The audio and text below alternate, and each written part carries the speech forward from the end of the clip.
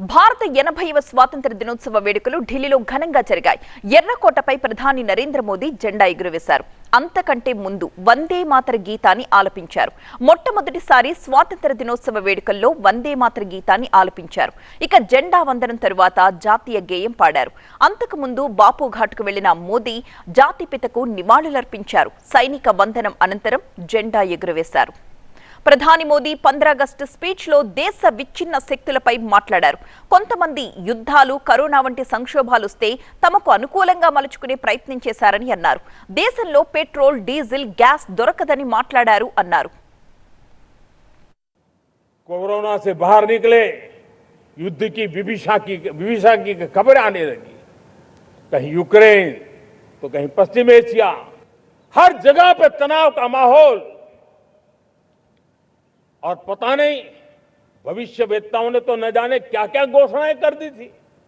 देश को डराना, देश को भयभीत रखना, देश को चिंतित रखना, इसी में कुछ लोगों को आनंद आता है। वैक्सीन नहीं मिलेगी, कोविड में लोग बचेंगे नहीं, कुछ भी नहीं होने वाला। वेस्ट एशिया का क्राइसिस आया, पेट्रोल पंप पे पेट्रोल नहीं मिलेगा, गैस नहीं मिलेगा, डीजल नहीं मिलेगा, फर्टिलाइजर नहीं मिलेगा।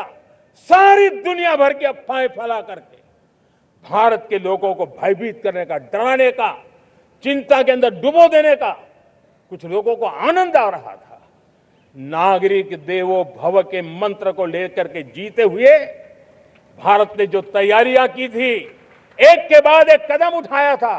सोचा नहीं था कि संकट आएगा, लेकिन उस संकट के समय में ये सारी चीजें काम आ गई और आज देश में गैस भी है, पेट्रोल भी है, यूरिया भी है।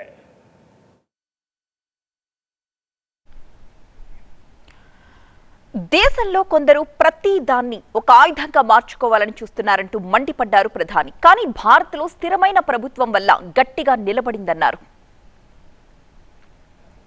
इस संकट के कालखंड में कुछ लोगों ने अपना रुतबा दिखाने के लिए संसाधनों को वेपनाइज करने का खेल खेला है।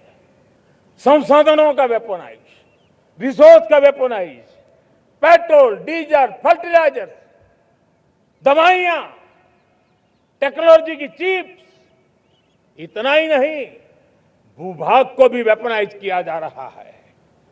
भारत के पास स्थिर पॉलिटिकल मैंडेट है, स्थिर सरकार है, भारत का वाइब्रेंट लोकतंत्र है, भारत का मजबूत न्याय तंत्र है और हम सबको दिशा देने वाला भारत का संविधान है।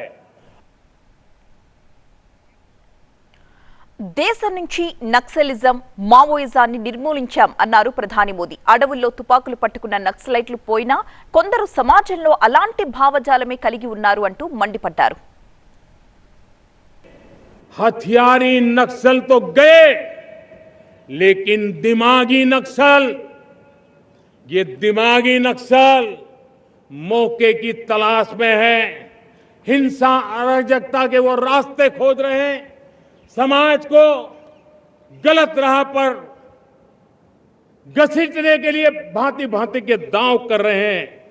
इन दिमागी नक्सलियों को पहचानना होगा, इन दिमागी नक्सलियों को आइसोलेट करना होगा और राष्ट्र को विकसित राष्ट्र बनाने की मुख्य धारा की ओर देश की युवा पीढ़ी को जोड़ना होगा।